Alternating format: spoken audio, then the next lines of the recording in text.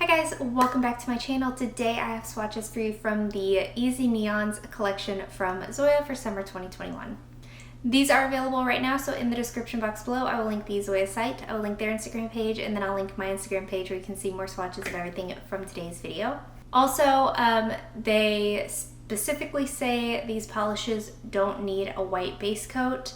At the very end of the last swatch, I'm going to insert a photo that just has all of these neons over a white base coat, just in case you were curious as to what that looked like. All of these did take 3 coats. So what I did on the swatch wheel was 2 thin coats of a white and then 1 thick coat of the neon polish over the white.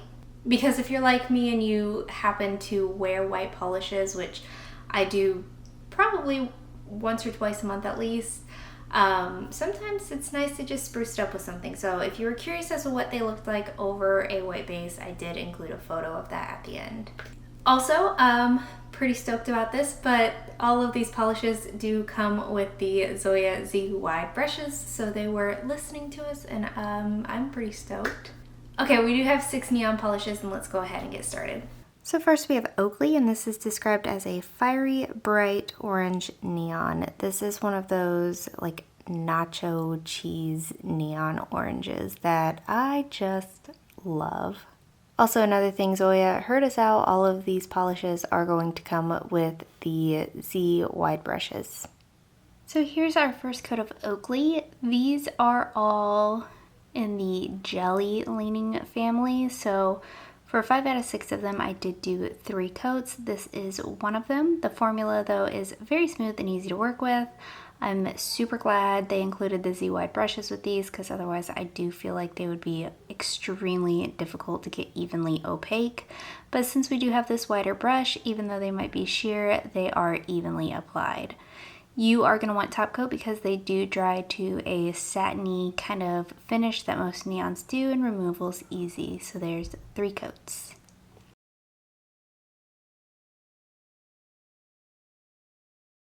So next we have Zelda, and this one is described as a beaming coral neon. So this one has more of that Barbie pink neon quality to it.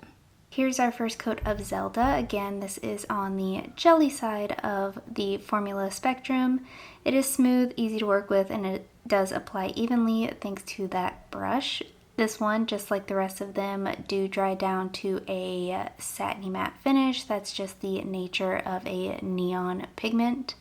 If you don't love that, you will want top coat to finish this off.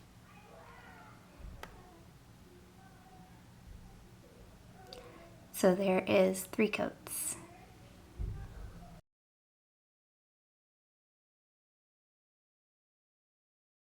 Next up we have Janie, and this one is described as a hot fuchsia pink neon. Here's our first coat of Janie. This one is a little bit more opaque than the ones that we've looked at so far today, but I did still do 3 coats for this. But again, we are working with the same smooth formula. I didn't have any running, pooling, or staining with anything in this collection, though I would recommend wearing a base coat because I have heard other people complain of staining with these. So a base coat will just help add a protective barrier between your natural nail and the pigmented polishes. So there is 3 coats.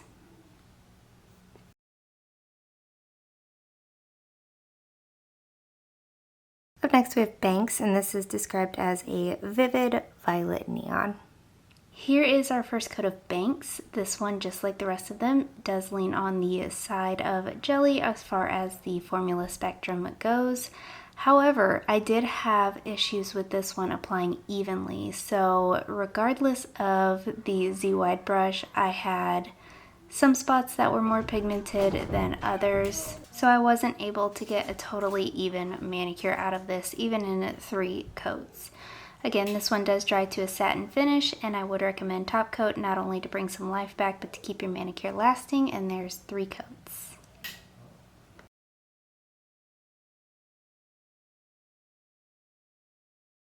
Next up we have Echo, and this one is described as a deep lagoon blue neon.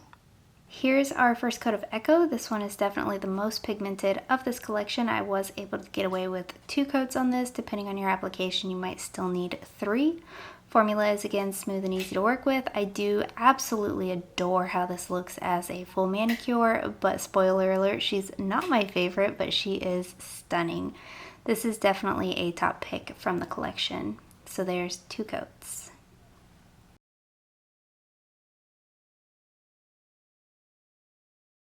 And lastly for today we have Link, and this one is described as an electric Kelly Green neon. I don't think Kelly Green is much where this one leans in my opinion. This one's kind of like that biohazard, bright slime green. And here's our first coat of Link. Look at how fluorescent she is, how pretty she is. I am absolutely in love with this color. This is going to be definitely a rewear all summer for me, and I am in love. I did do 3 coats to build this one up to opacity. She was almost there in 2, but I did have a couple lighter spots from going in with a thinner coat, so I did opt to go in for 3. Just like everything else in this collection, it is going to dry satiny, so you will want top coat. That top coat will also help keep your manicure lasting as long as possible, and I didn't have staining, so there's 3 coats.